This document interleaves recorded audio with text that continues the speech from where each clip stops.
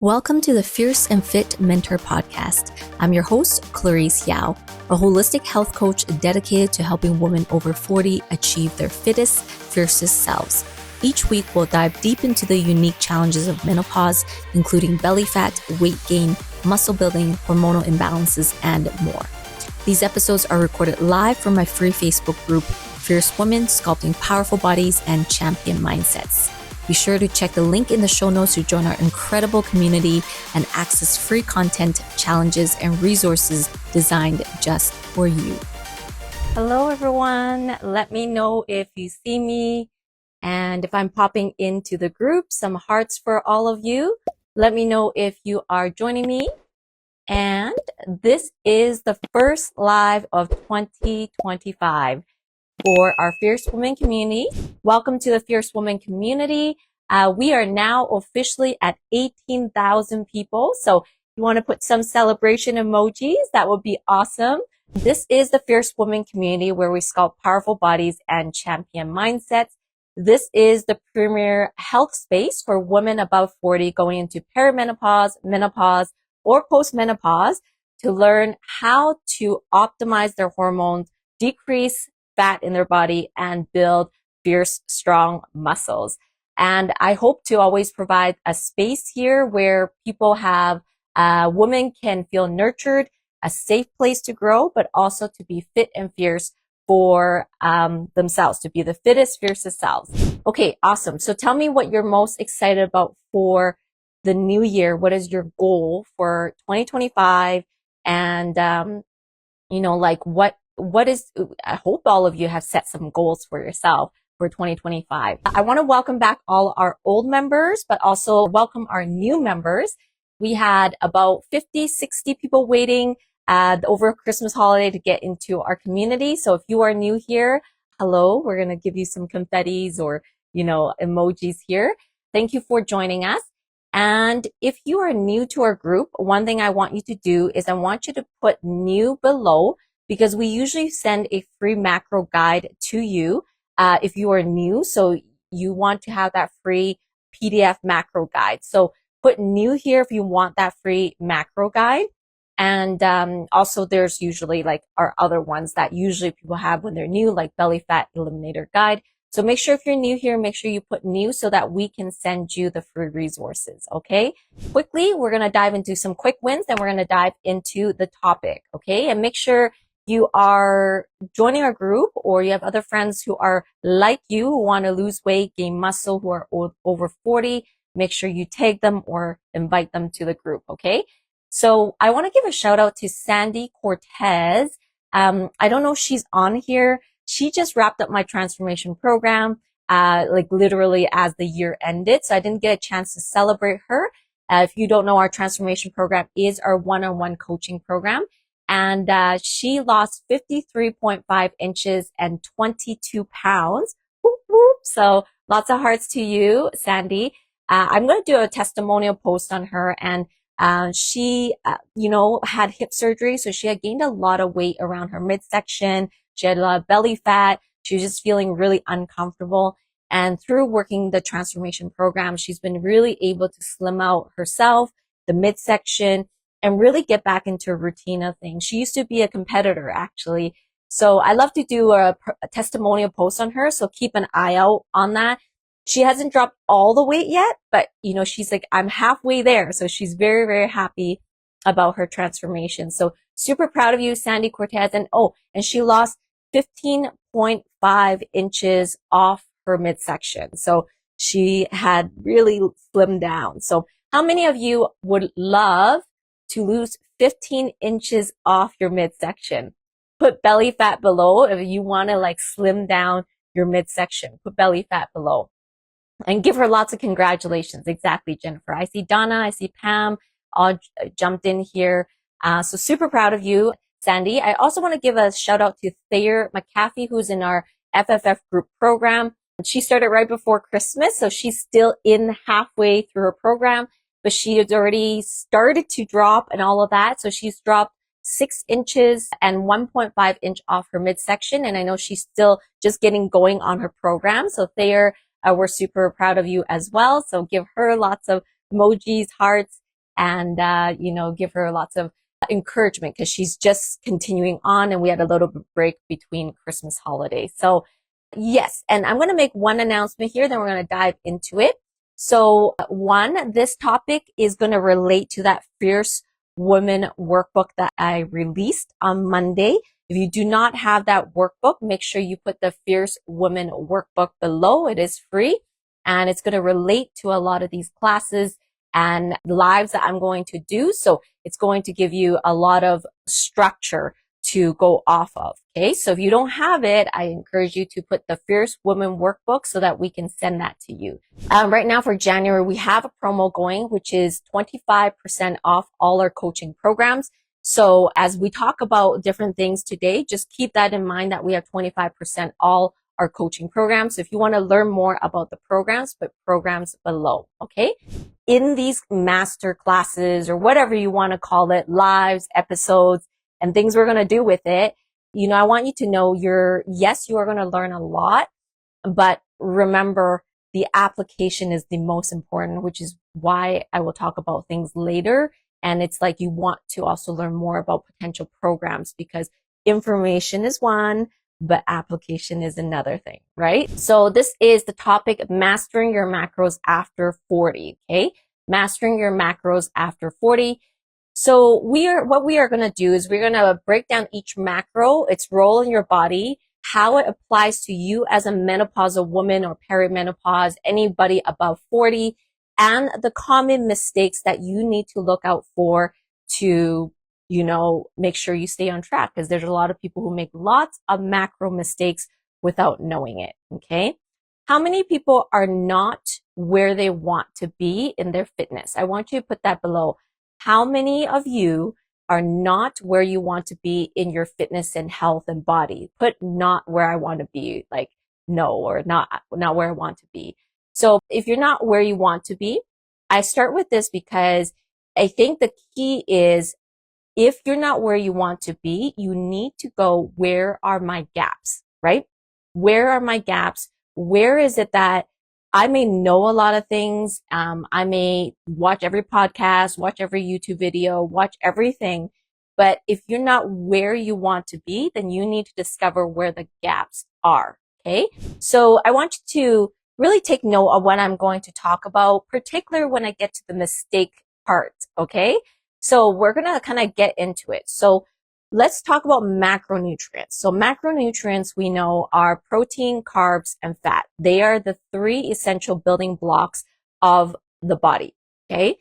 And they are your primary source of energy and they're essential for all functions of the body. And you need a lot of it. That's why it's called macronutrients. You also need micronutrients. However, you need it in very small quantities. That's why those are micronutrients and that's another lie. Okay. The macronutrients are the biggest building blocks of your body. So we're going to start with the superpower that everybody talks about in the fitness industry, which is protein. Okay. So what is protein? So protein are amino acids, right? They're broken down into, the specific, small parts of what makes up protein molecules in your body, right? These amino acids kind of combine in different shapes and form for different functions. And there's a lot of different functions protein will have for you. Okay. So it will be structural. So like, collagen, everyone knows collagen, your tissues, your muscle tissues, cellular function. Every cellular process is dictated by different types of protein.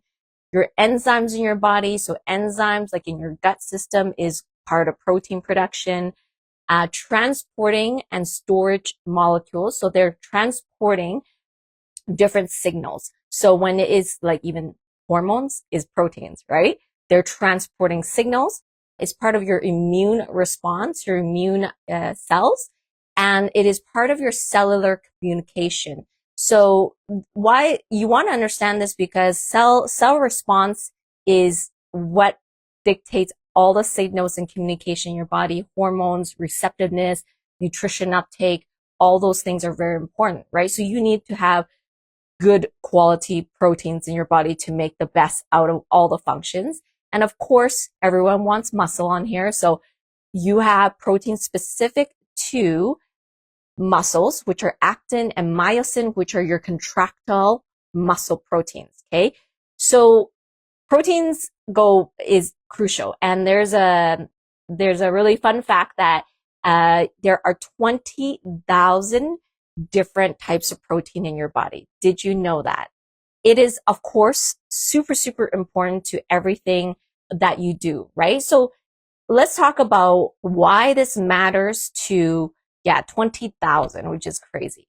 And do you know, well, I'll talk about this in a second, but a lot of women do not eat enough protein. So you think about all the things that are breaking down in their body, all the things that are breaking down in their body by not having enough. Okay. So we're going to talk specifically why this matters for menopausal women. So during menopause, protein synthesis slows down due to hormonal shifts. So meaning your body cannot produce protein as fast. In fact, your catabolic situation in your body, which means breaking down of proteins in your body, basically speeds up, and your protein synthesis basically slows down, which really sucks, right? And in the long run, you understand that is why eventually bodies break down, old age, all this type of stuff, if you're not conscious of it, because the processes go the opposite way, right? Muscle loss, weakened bones, slower recovery is all part of this process. And during menopause, this really, really speeds up. So let's actually talk about, like, I know I'm going to get the questions, so I'm diving right to the meat of it. Is I'm going to always get asked, well, how much protein should I take? What is the recommended amount? So I'm going to go into this with a certain perspective, and you can take it or not, but obviously there's a lot of recommendations out there, and the recommended dietary allowance, RDA, is 0.8 grams per kilogram, which I indicated in the Fierce Women Workbook. Okay. But that is extremely low. Okay. 0.8 grams per kilogram of body weight for the recommendation is like in my opinion, like too low. And usually what they're recommending it for is like average sedentary woman, right? So if you are actually active or you want to really build muscle, preserve more muscle, obviously you need to go way higher than those recommendations. Now, there is no exact consensus, just so you know. Research papers go all over the place. So when you research into all the different research papers, there's some that will say this, if you do this, this is the recommended amount. If you do this, this is the recommended amount. So I'm going to give you some examples, and then I'm going to give you my recommendation and conclusion around it, and you take it for what it is. Okay. For example, they'll say, well, if you're sedentary and you don't move a lot, 0.8 grams per kilogram of body weight. If you recreationally exercise, you walk, all of that, it's 1.1 to 1.4 grams per kilogram of body weight. And then endurance athletes, they say 1.2 to 1.4 grams per kilogram of body weight. Strength athletes, they say up to 1.7 grams per kilogram of body weight. And then you go to another journal and they say, well, no, because menopausal women are older and they need more, they should go up to 2.2 grams per kilogram of body weight.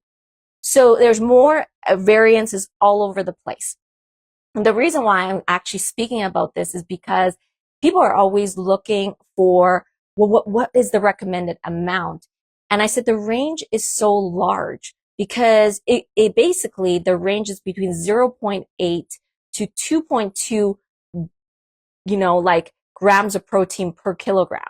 Okay. So if we were to actually for example, go someone who is I think 100, I had it here, if you had to take a 150-pound female and you go at the lowest range at 0.8 grams per kilogram of body weight, it is going to be 54 grams of protein. But if you go at the highest range, it's 163.63 grams of protein because of the 2.2 recommendation. Okay. So 54 grams of protein to 163 is a massive difference in protein amounts. Okay.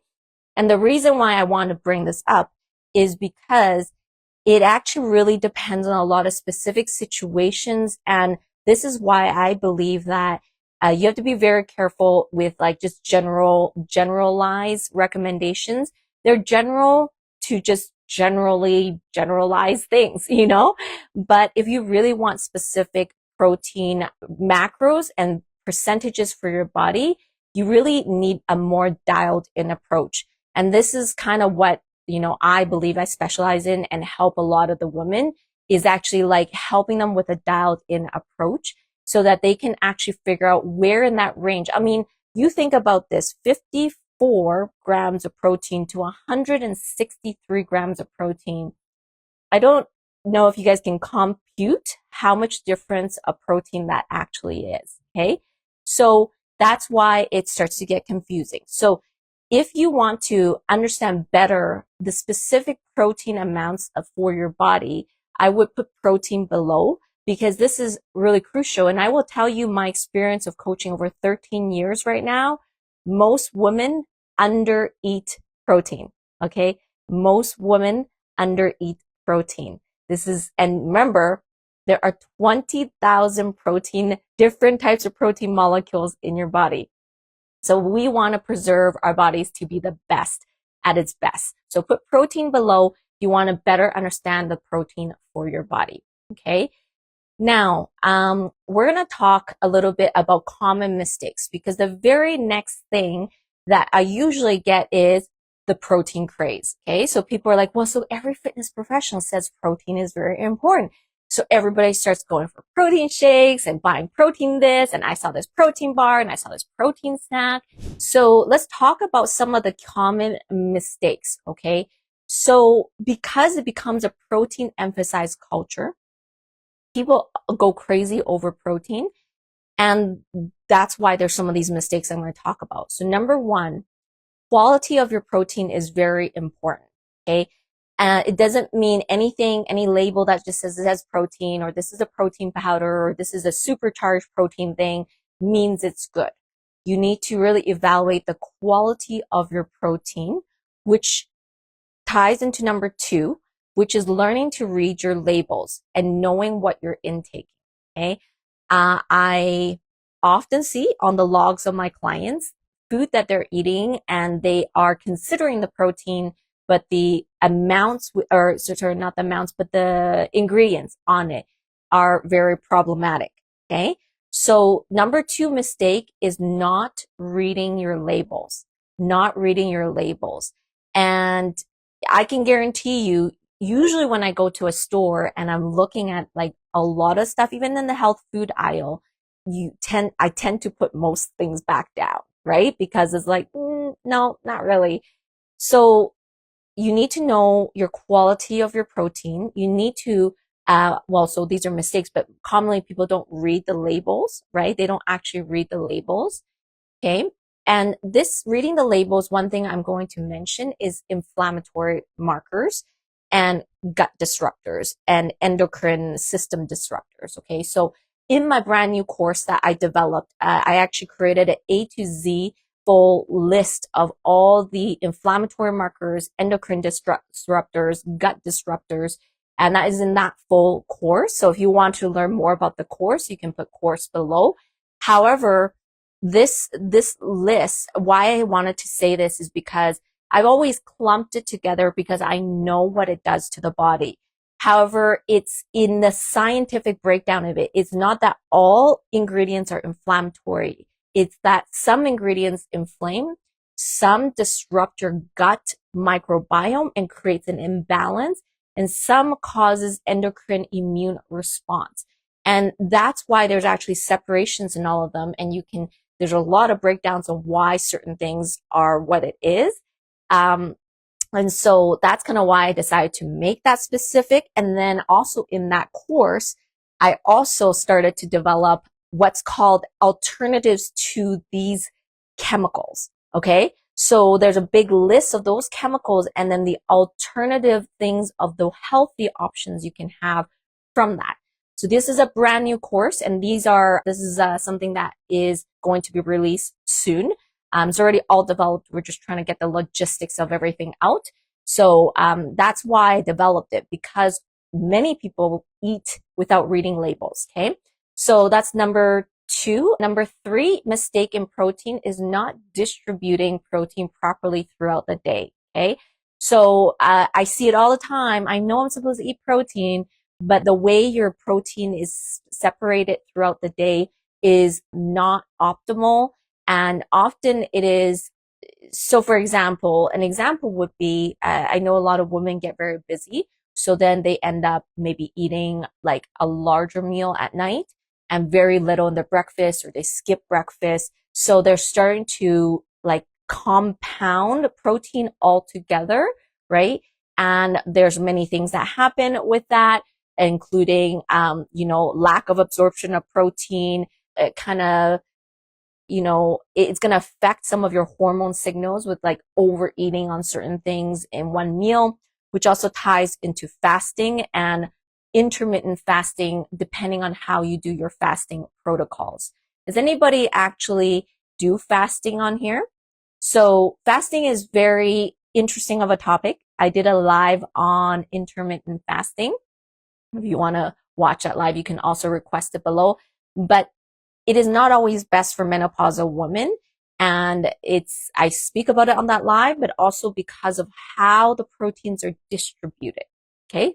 Distribution of protein is extremely important, because you also have to remember one really key thing is your body as it ages will not process the protein. Do you remember one of the things I said at the beginning of the live is your body will not synthesize protein as well anymore. Okay. So when you think about protocols and things that like not eating properly, then we're running into a lot of problems. Okay. So if you are fasting, I want to know. If not, then that's, well, I think it's slightly better on a general basis. I think that some people who are they're already very fit. They already have hormones balanced, everything. There's another level with fasting, but for people who are like really overweight, who have a lot of belly fat, who have hormonal imbalances, is just not the direction that I really believe that you should go.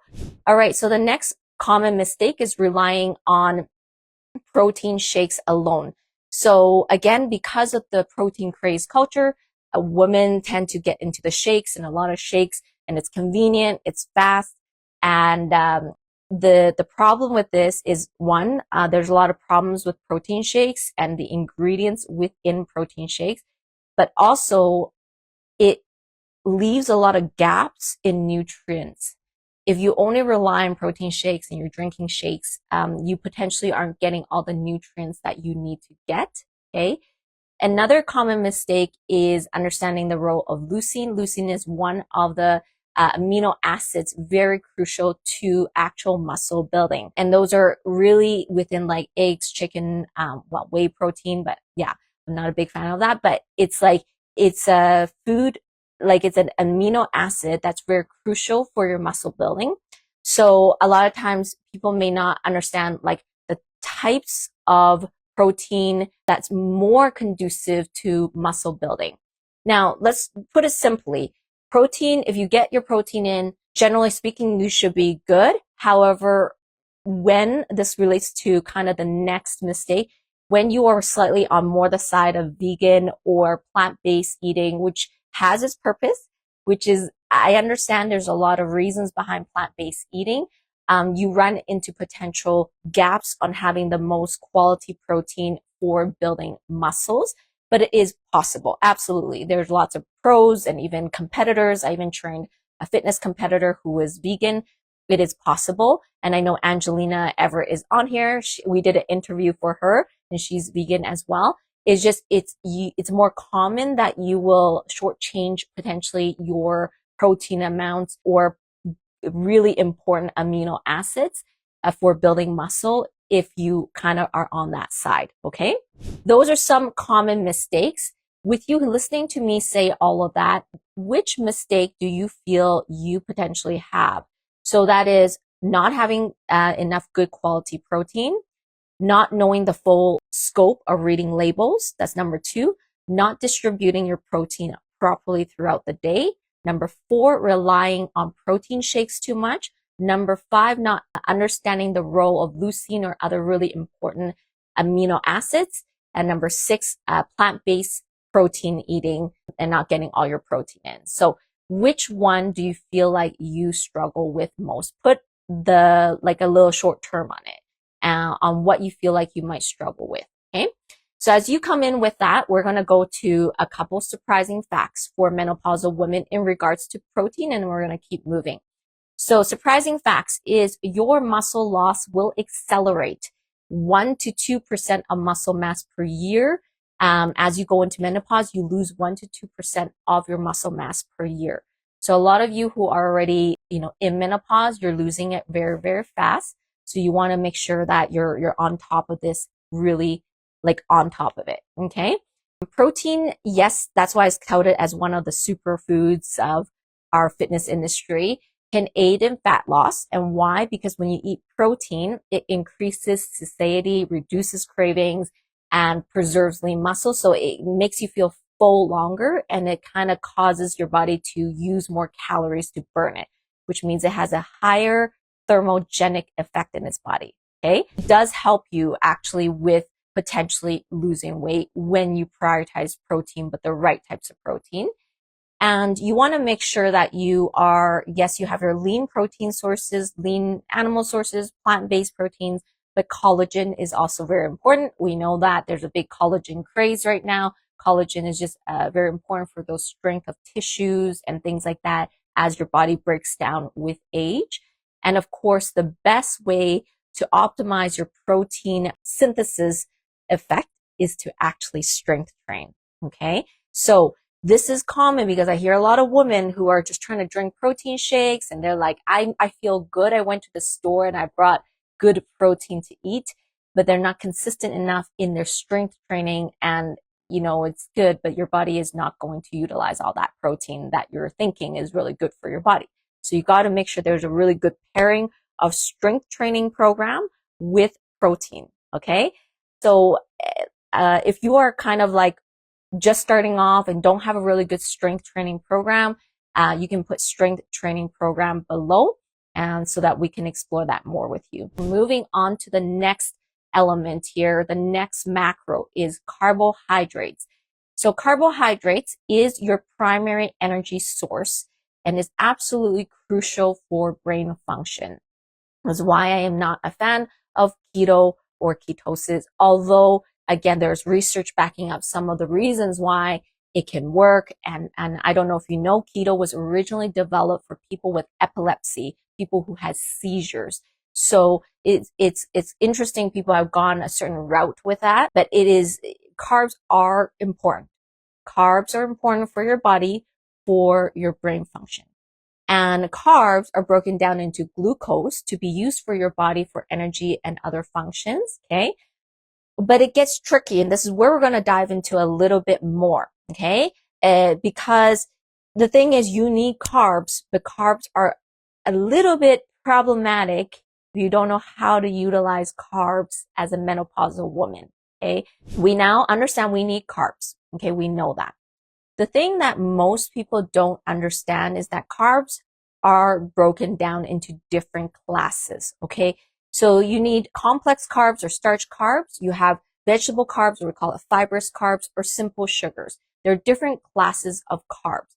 Now, we're going to dive into these like definitions and again, common mistakes with menopausal women. Okay. So the first thing is, if we were to look at, let's just go to straight the one that, I'm not a big fan of, simple sugars. Okay. So simple sugars are quickly absorbed. It's fast in your body. It's like processed sugar, but even like fruits and just like, all your fun Christmas treats, all your fun Christmas treats. Yeah.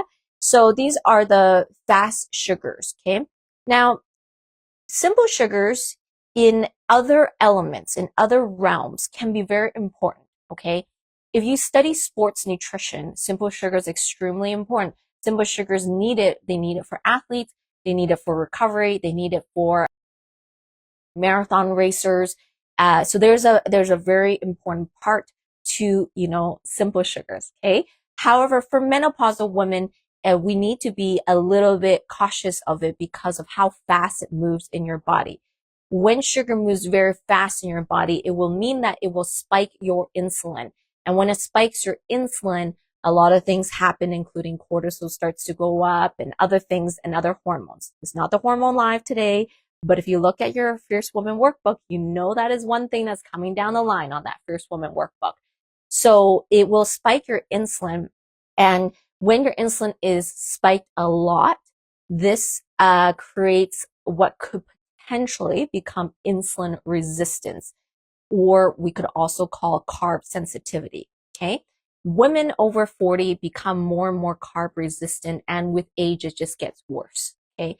So why this is important is because if you are becoming more carb resistant, more potentially insulin resistant, it means it cannot process your carbs. It cannot actually pull those carbs into your body, which would mean sugar remains in your bloodstream.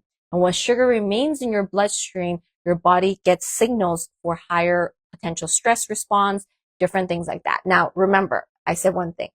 If you're an athlete, you're young, or you have other specific sport-specific needs, you absolutely need that. I'm speaking very specifically to menopausal women. This is a very specific kind of more perspective to the ladies that I coach.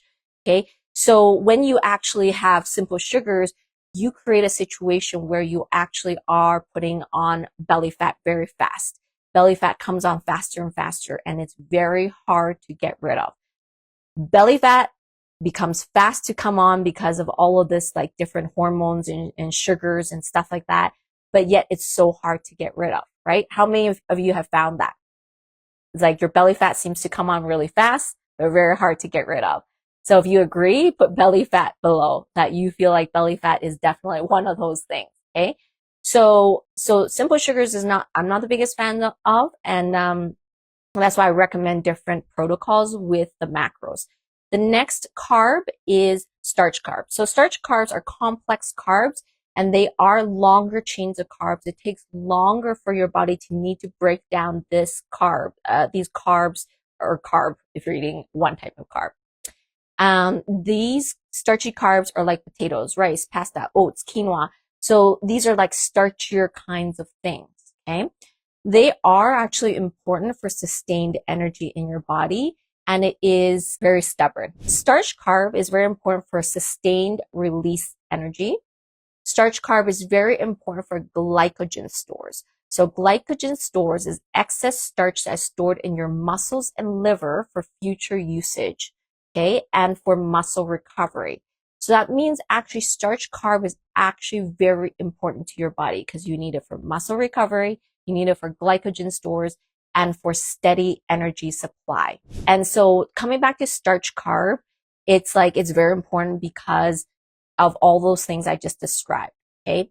So the way you need to think about starch carb is you need it, but you also need to be careful to not push your carb too high, because as you become more carb sensitive with age, you need to be careful of how much carbs you actually take into your body, and you want to stick with lower glycemic starches.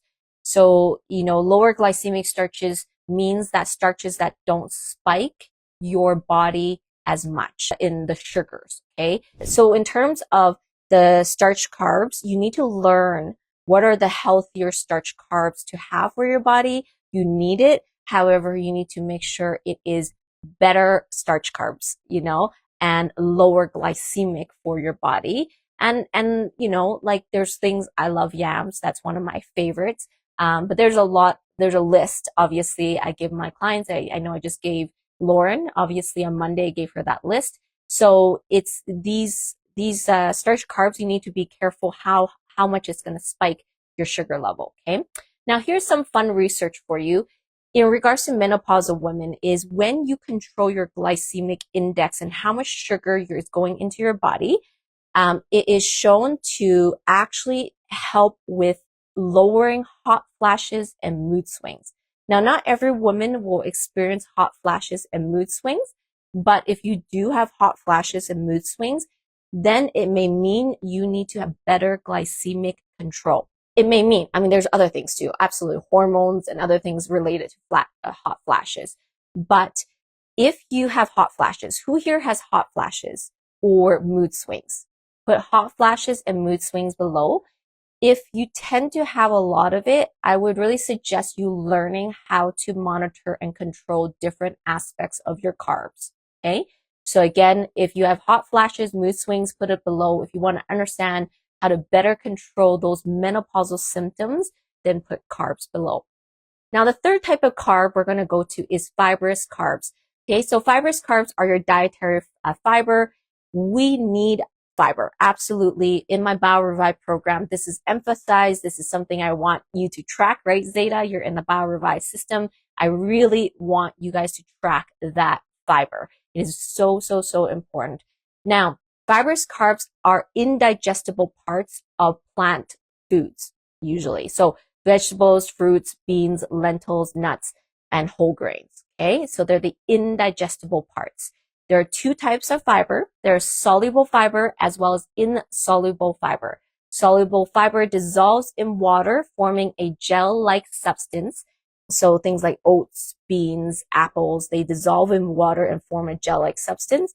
And insoluble fiber adds bulk to the stool. So the body cannot process it. It basically just bulks up your stool, like broccoli and carrots and things like that, which is good because you need to move things through your system. So we have the two types of fiber, soluble, insoluble fiber. You should have both, so that you can, also so there's like one where it's like, it adds like more like gel-like substance. So it kind of bulks up. You feel more satiated, all of that. But the other part is to help you be able to clean up your digestive system and move things through. I say it's like the sweep that sweeps, like the little guys that sweep out the gross stuff in your intestines. Okay.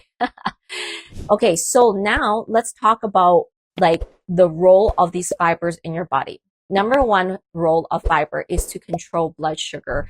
I mean, it's a fiber to help you move things out, but like one of the things important to fiber is it helps to slow glucose absorption. Preventing blood sugar spikes is extremely important, as I spoke about above. Digestive health, it's very important for regular bowel movement and not being constipated, because no one likes to be constipated. It helps you feel fuller longer, and for overall gut health so that you have healthy gut microbiome, as well as hormone balance.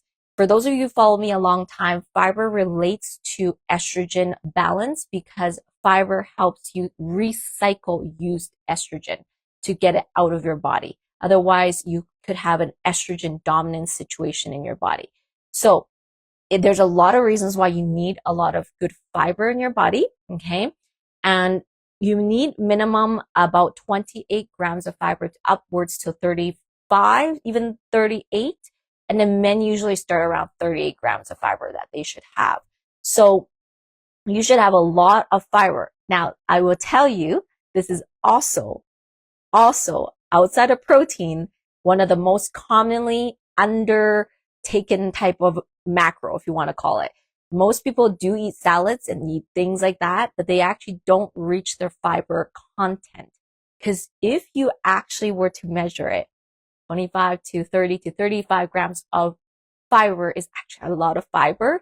And you have to figure out how to combine it well to get that amount of fiber in. If you only eat salads, usually you're not going to get all of that fiber in. It's quite a lot to get in, but it's possible. A lot of my clients have done it. They just have to choose foods properly, make sure it's not like just like leaves, right? You have like heavier things like green beans and broccoli and things like that. So there's like strategies on how you can get more fiber in, okay? Which I also talk about in the course as well. So Lori says sugar cravings. Yes, yes. And you know what? Sugar cravings come from imbalance of macros, Lori. So if you are craving sugar a lot, it's telling me you're not eating properly balanced macros. So that's something we should reach out to you on. Did you know also that in one of the journals, so it's the Journal of North American Menopause Society, they said that people who had high fiber diets also reduce hot flash frequency and severity. So, eating the right, just like I mentioned above, the carb ratios really matter. And if you actually intake proper amounts of fiber, you can actually help you reduce hot flashes. Okay.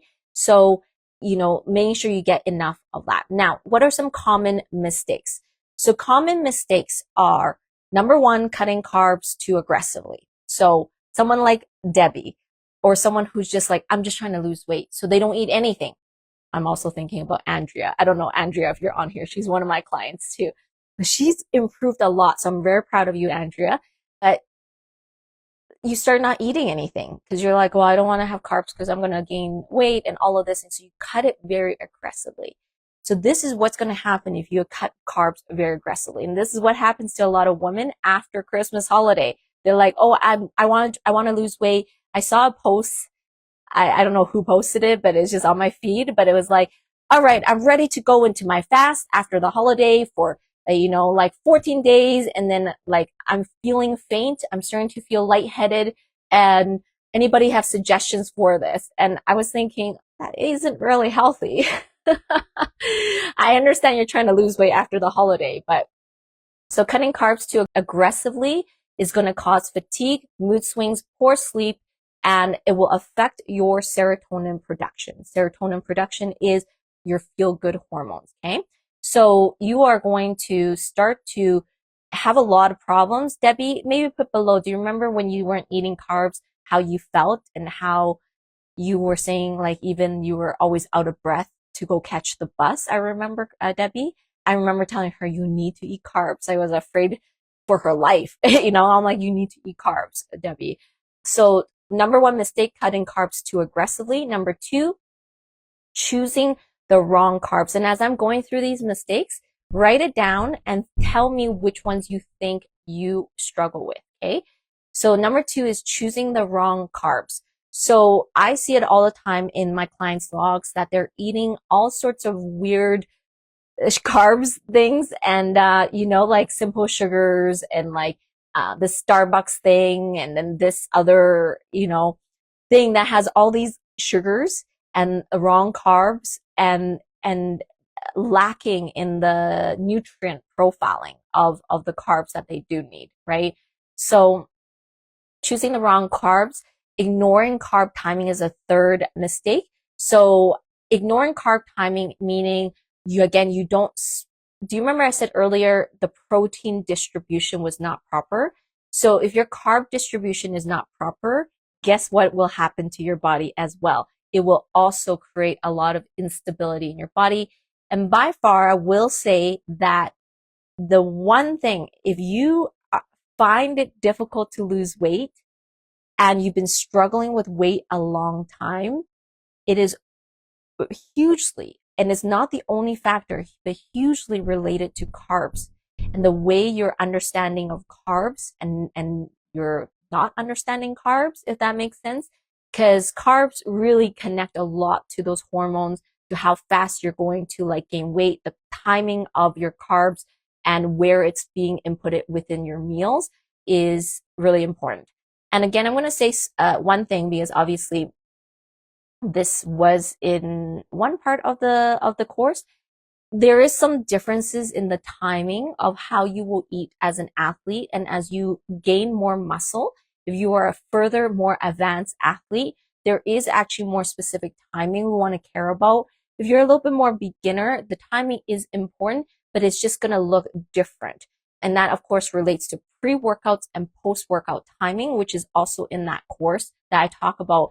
Now, pre-workout and post-workout timing for your carbs is important, but like, again, a little bit more for higher levels. So if you are on here 33 eyeballs and you're an experienced workouter, you have lots of muscle, then perhaps that timing does matter to you. Okay. So that's carb timing. Number 4 is not prioritizing fiber. So if like in terms of carbs, a lot of people think about carbs, but they don't really think about fiber, just like I said above. And so most women on average, I see them eat about 15 grams of fiber, maybe 20, but that's still on the low end. Okay. So, and if you are listening to this and you don't know how much fiber you take, then that's something for you to consider. Okay. So that not having enough fiber will lead to poor digestion, blood sugar spikes, and increased hunger. So someone said they had cravings above, and I said it's lack of macro balance. Lack of fiber will create instability of your blood sugar and those cravings as well, just so you know. So to kind of answer that. Okay. So carbs, as I mentioned before, are essential for hormone balance. And the serotonin I mentioned earlier is very important for stabilizing mood. Because menopausal women go through a lot of fluctuations in mood, the serotonin is very crucial. So you actually need carbs to stabilize a bit of that like mood swings. So if you are feeling really like up, down, mood swings all over the place, hot flashes, that's kind of why I said there's something happening with your carbs. Okay. And you have to learn that.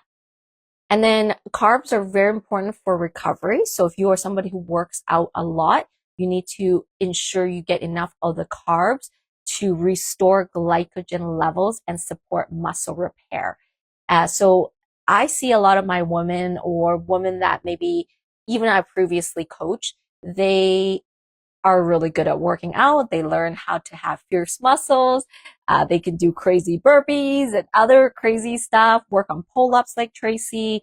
You guys can do lots of great things. However, you may not recover properly with what you're actually eating afterwards, right? And the carbs and all of that. So learning that is also important. Okay. So if you want to, again, understand better understanding of how carbs work, and there's a specific formula I taught, because again, I built the course, right? I just built it. There's a specific formula I teach on how I want that carbs to be distributed.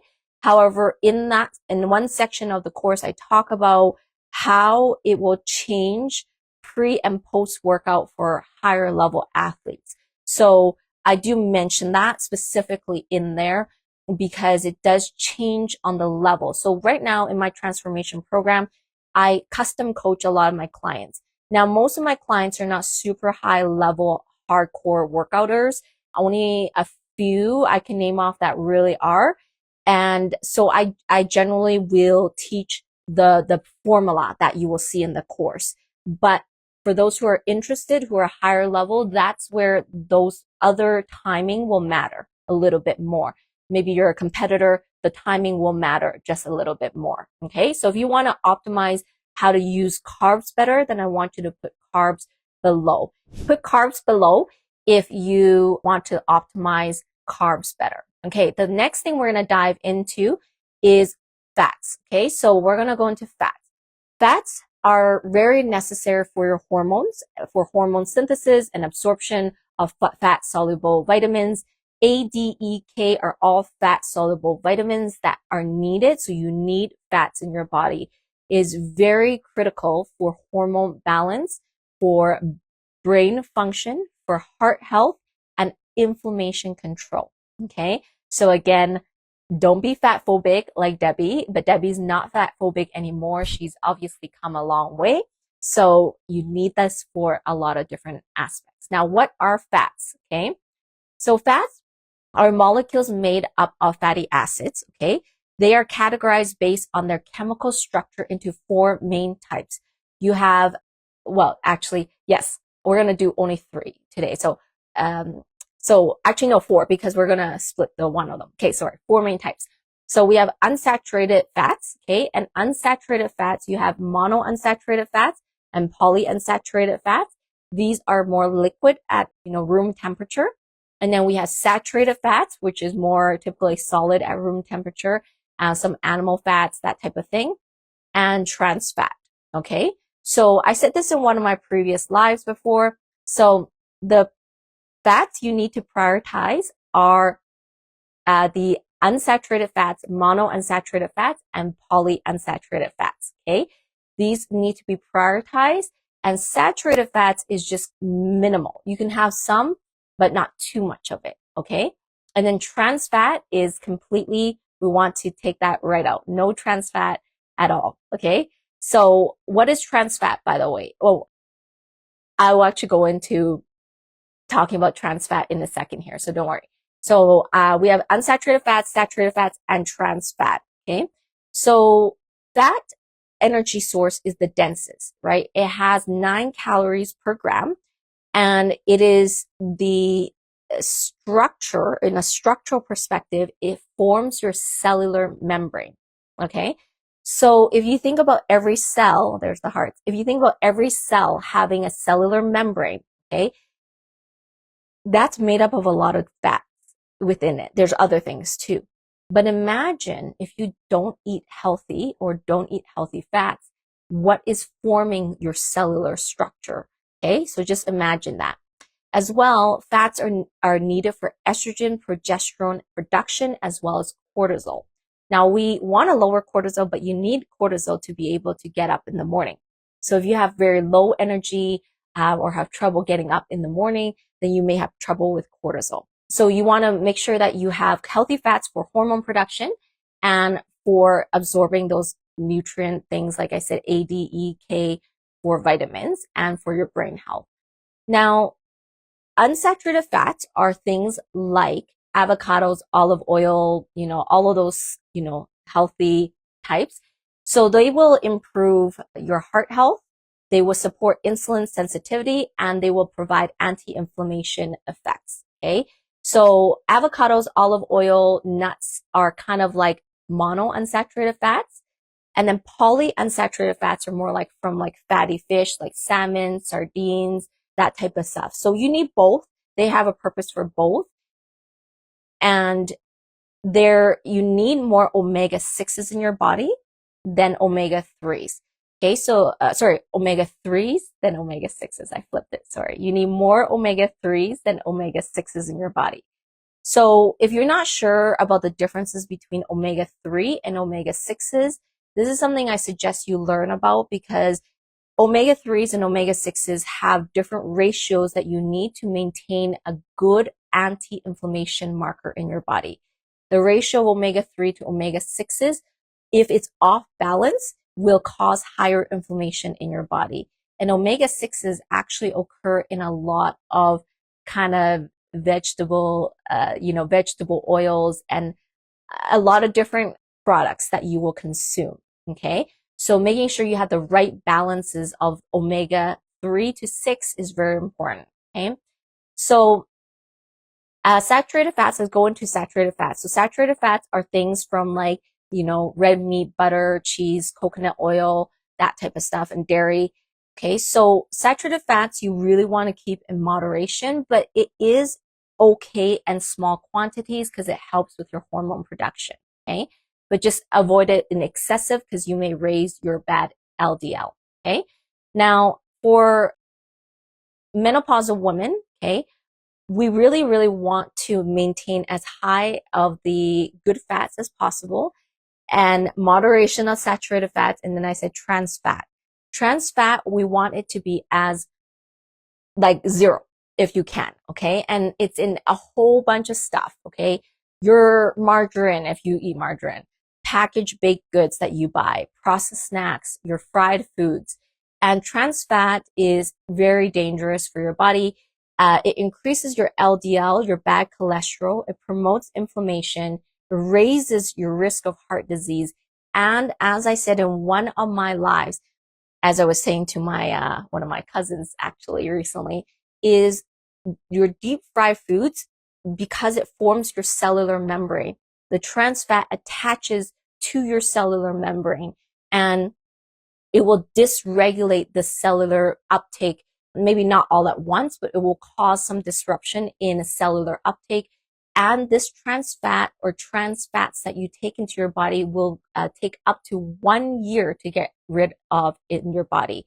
So if you ate fried food, deep fried food, baked goods, things in the back that has a lot of this type of stuff, it's going to be in your body, affecting cellular response for up to 1 year. So it is crazy. So I want you guys to, really, really be careful about this type of stuff. That's why I said ingredients, labels, learn what you're reading is very important. Okay. So if you are listening, okay, and you're wanting to understand more how to have better fat balance, I want you to put fats below because the way you need to actually balance your fats is really important. Like I said, to really be careful of too much omega-6s. You need omega-6. You do need it, but just not too much. Okay. So, let's actually go to common mistakes of fats. Okay. So let's go to common mistakes of fat. Number one is fat makes you fat myth. Okay. So there's this common myth that if I eat too much fat, I'm going to get fat. And the truth is, if you eat too much of anything, you're going to get fat. Let's just be honest. So it's not just you eat too much fat, you're going to get fat. If you eat too much of anything, you will get fat, including protein. And so it is not that if you eat too much fat, you'll get fat. It's that you may not understand the balances of how you need to balance like fats and omegas and carbs and protein. It's the balance of it that is very important, right? Don't be scared of fat. You need really good fats for good hormone balance. Okay. And so that's a common mistake, is just fear of fat. And I would say don't be scared of fat. Make sure you prioritize good fat. Okay. Number two mistake is too many omega-6s. Like I said, a lot of the vegetable oils and a lot of just, again, vegetable oils and everything you'll see these days is a problem because there's too many omega-6s and corn and, soybean oil, all that kind of stuff. Number three, skipping on your omega-3s. Okay. So your omega-3 fatty acids are very important, right? So omega-3 fatty acids help you reduce inflammation, support brain health. And so a lot of women are good with it a little bit. They know it's supposed to be healthy, but they don't prioritize omega-3s enough. Okay. And potentially over reliance on saturated fats. So maybe butter. I see my clients or some of my newer clients cook with butter and things like that. And, again, a little bit's okay. And if it's butter, then make sure it's grass-fed butter.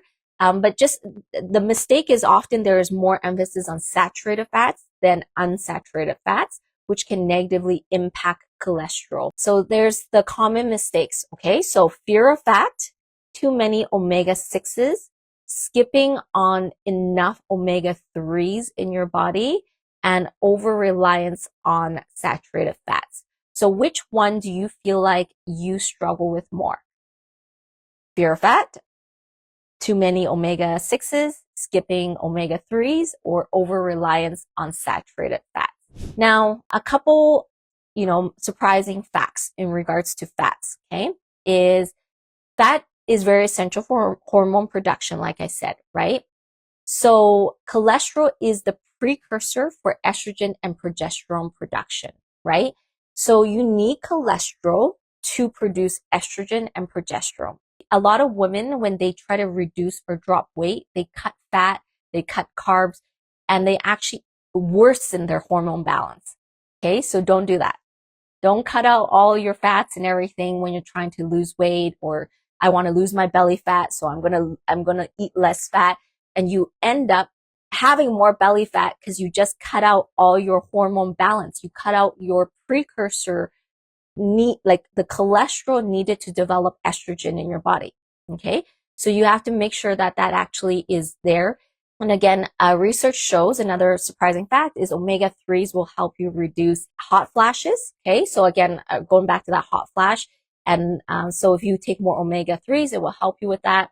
And fats can help you stabilize blood sugar levels, improve satiety, and reduce sugar cravings. So again, whoever has said that sugar craving above, it might be because you don't have the balance of the fats in there. So again, anybody who has cravings, your balance of your macros are not proper. How much should menopausal women consume in healthy fats? Okay. Now in healthy fats, the range is really big, just like protein. Okay. The range is pretty big. It goes between 20 to 30 to sometimes 40%, okay, of healthy fats for menopausal women. So if you think 20% to 40% of healthy fat for menopausal women, that's a big range. So this is why, again, learning more specifically what is for your body is very crucial. Now, most of the time, I like to recommend more fats if makes sense. However, there is some situation, if Rosalinda is on here, that I don't want you to have more fats. So you have to be careful about how much fats you're intaking into your body. Okay. So again, if you want to understand the practical application of fats in your body, which is most important for hormone balance and hormone production, then you really need to emphasize on fat intake. So let's put it simply. Okay. You guys ready for this? My teacher brain is saying protein is related a lot to muscle building. Yeah, we all know this. Carbs is related to energy as well as whether you can lose weight or not, because it really affects your ability to gain weight, lose weight, like tweaking your carbs. Okay. And fat is very related to hormones and hormone production. So you can see why all three are so important, and they impact you in different ways. And if you are not good with how those ratios occur, you're going to cause a lot of different hormonal imbalances in your body, cravings in your body, hot flashes, mood swings, and belly fat deposit. Okay. Now I'm done talking about the three, and we're going to wrap up really quickly here on a couple common challenges with overall macros. Okay. So I talked about specific applications within protein, carbs, and fat. Okay. So that little section in your workbook you can see is just to get you start thinking, but the magnitude behind macros is actually could be a whole book on just one section of the workbook, right? That's why there's a course on this, right?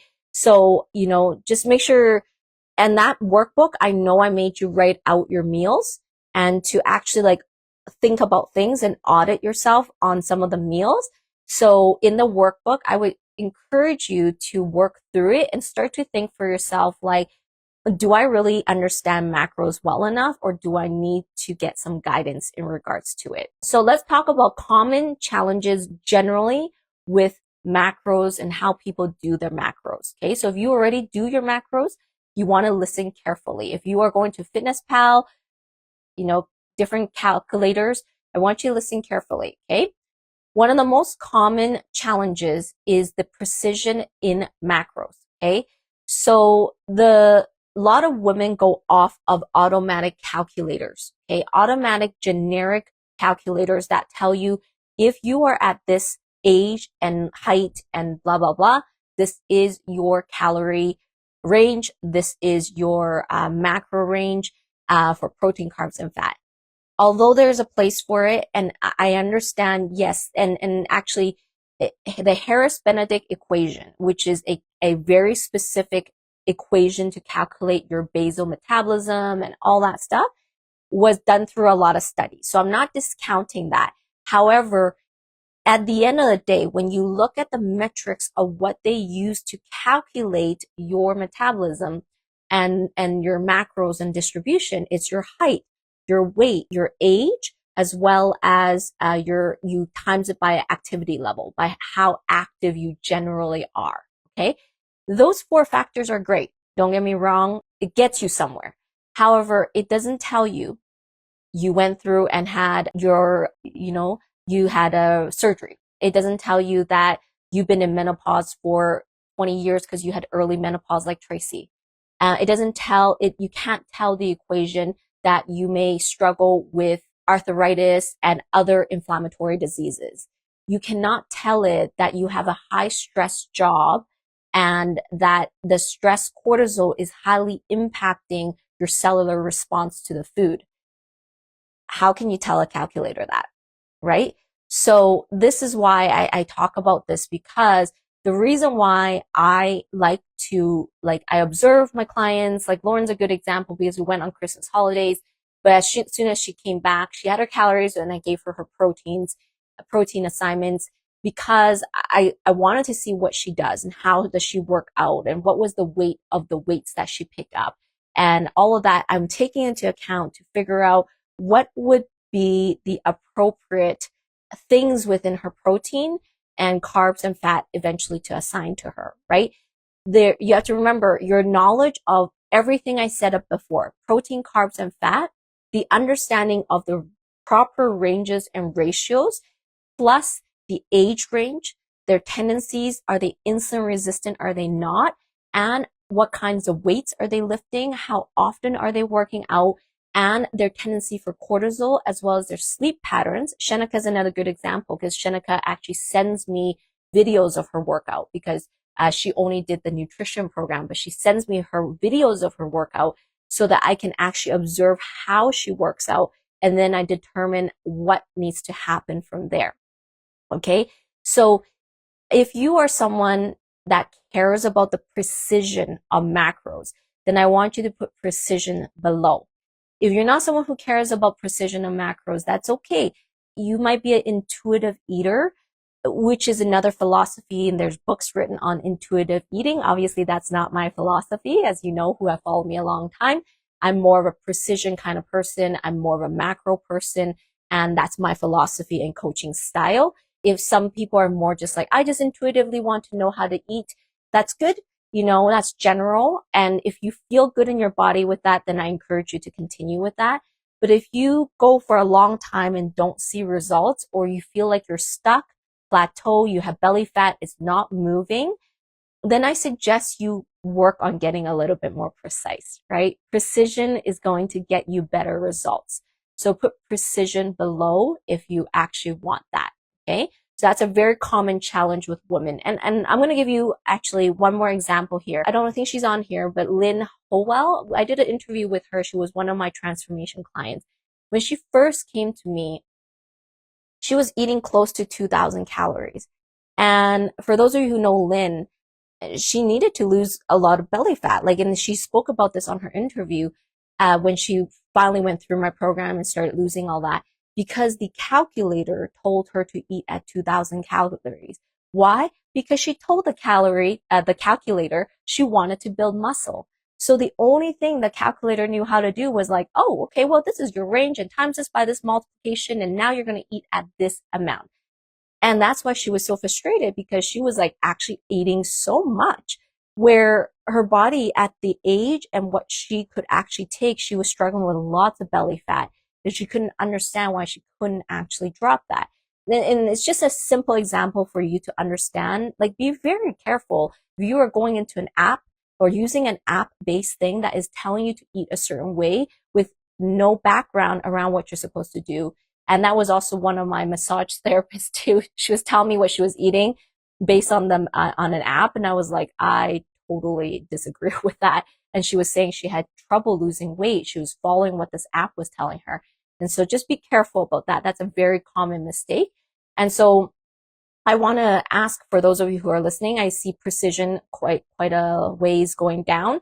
But for those of you who are at a plateau or frustrated, I want you to put that, because that's your indication. If you're at a plateau or frustrated and you have not been able to move in your, weight loss goals or fat loss goals, it's telling me that something is happening in something you're doing. I don't know. Like, to be honest, Shenika, she's like a star student, went through all her program. And until she was in my transformation program, where I could have my eyeballs on what she was doing, did I start to understand that the way she worked out was not the way that I would recommend, and did not correlate with the calories and things of all that stuff. So sometimes you need more like precision on that, right? So plateau or frustration, if you feel like you're at a plateau, okay? Another common challenge is protein intake during menopause. And I mentioned this earlier, but in general, I find a lot of women struggle with getting good quality protein in their body. And they often run out of time. They go buy bars and different things like that. They struggle with proper protein in their body, but quality protein. So that's a big common mistake. And the next mistake is macronutrient timing. So I want to talk a little bit about this 36 eyeballs, okay? So there's a lot of science and there's a lot of research behind this in regards to nutrient timing, okay? So again, overall nutrient profiling is more important than specific timing of nutrients. What do I mean by that is, the science research says if you overall can get this amount of protein, overall this amount of carbs, and overall this amount of fats in your body in that day, that is more important than exactly where the timing goes, right? There has been research papers that have shown this. But one thing I am going to say about this is that the nutrient timing, yes, overall that's more important, but the nutrient timing is important because I referenced this above. If you want to maximize muscle building potential, if you want to have better balance of like hormones, because when you eat too much carbs, too little carbs, too much fat, in different timing of the day, you will cause different hormonal responses in your body, correct? Just like all the things I discussed above. So in reality is that timing does become sort of important. But if it's somebody who just doesn't get enough nutrients in a day, I mean, of course, the priority is get enough nutrients in the day. However, if we're talking more specific about hormone balance, which is my area, right? Hormone balance, more specific to like, you can't really build muscle properly, where that timing of the muscle building or where you intake that nutrition does affect it. So learning macronutrient timing is also really important. Okay. So when you are talking about macronutrients, you can't take away how important that you need to pair this with a workout program as well as proper stress management and sleep. So lifestyle, okay? Lifestyle is very crucial to how your macros will be distributed and the percentages of your macros. I would encourage you, you work with someone that is more holistic, because when it comes to macro percentages, there is textbook. So if you go by textbook and even our macro PowerPoint, the free guide that every new member is, and if you're new here, remember to put new so that we can give you the free gift we give every new member in the community.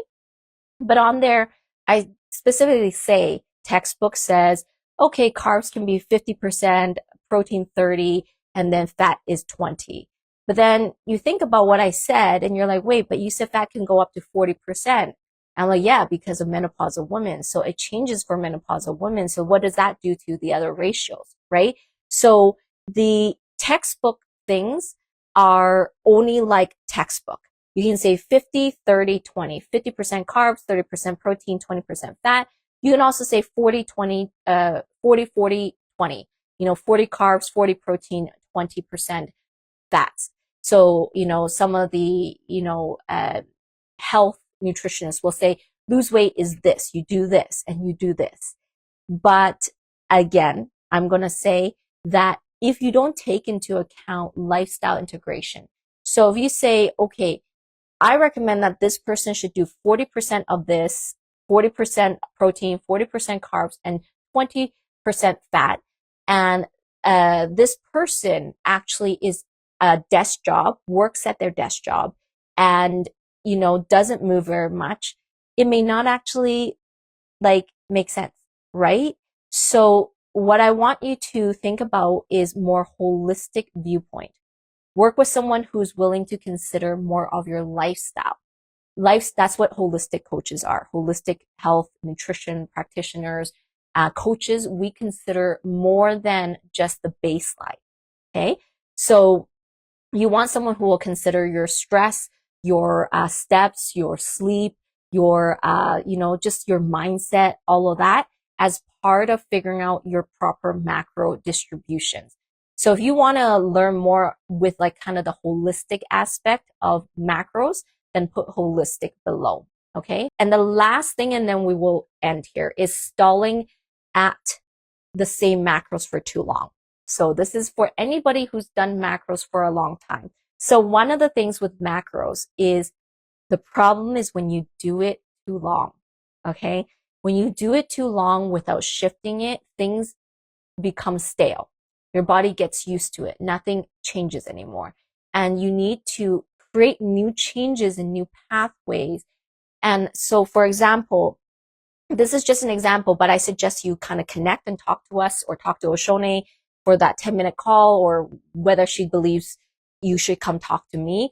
But if you've been doing macros for a long time, for example, Joanne, who's one of my longest time clients, I think she's been with me for 3.5 years, is we needed to switch her macros around because of some of the changes in her shift work and her job. And I started doing carb cycling with her. Now, if this is the first time you've heard of carb cycling, you can carb cycle, you can protein cycle, you can fat cycle. That's a higher level concept that we're not going to go in today. But because she's been doing macros with me so long, I started doing cycling processes with her. So in a higher level, for those who've been doing macros a long time, I suggest if you are at a stall out or something of that sort where you've just been doing the same thing, but no changes are happening in your body, that you connect to talk about other strategies and higher level strategies in regards to macros. So if you want more of that higher level strategy in macros, then you can put higher level. And I'm specifically speaking to another population here who have done macros for a long time or are competitors or something like that. Okay, so yes, put holistic macros if you want more holistic perspective on macros. And then if you want more higher level things, or you are stalling out, that's a common mistake, is stall outs of macros, meaning you don't change your macros. You do the same macros all the time. That's a common mistake as well. So if you want more higher level, then put higher level there. Okay. So we are going to wrap up here. I really pushed a lot of information to all of you. And like I said, if you want to actually truly understand more the application of this, then I would suggest saying course or program. I remember our coaching courses are in January going to be all 25% off. So I suggest you put course or program so we can book you in to talk about that, because there's a very big difference between information and application. Okay, this is my best analogy for you, and then we're going to wrap up. If you read from a book, How to Build a House, and it was an architectural book, because you're building your body, which is the temple, your temple, and an architectural book. This is an amazing book and a very, very descriptive on every element you need to properly build a house. The materials, the best types of woods to use, the best steel rods and where it is positioned. You're going to be so knowledgeable to know how to build that house. But until you go on the field with someone who knows how to build a house, you won't fully understand how to properly build the house. Remember, knowledge and application are not the same. Okay. So if you want to learn how to apply actually the blueprint of what I'm actually saying, then I want you to say a course or program. Awesome. So I hope that added value. And this is the first of a number of series coming. And there is, like I said, a surprise coming for this kind of thing that we're doing right now, the lives, the workbook, but I will release that when that is ready. So stay tuned. And if you are not part of our free challenge next week for the anti-bloat challenge to help you get down some bloat and start to learn how to eat more properly, then put free challenge below. Okay. Hopefully this added lots of value. If you enjoyed it, again, please recommend it to your friends. Tell them about the group, share it. It would help us a lot and we would appreciate it. Okay. So sending you all lots of love. Happy New Year, and we will see you next week. Thanks for tuning in to the Fierce and Fit Mentor podcast. If you enjoyed this episode, be sure to hit the follow button on Spotify, subscribe on YouTube, or wherever you're listening so you never miss an episode. If something in this episode resonated with you, please leave a review or share it with a friend who'd love it too. Your support means the world and helps us reach more amazing women like you. Until next time, stay fierce, stay fit, and let's keep building your most powerful self.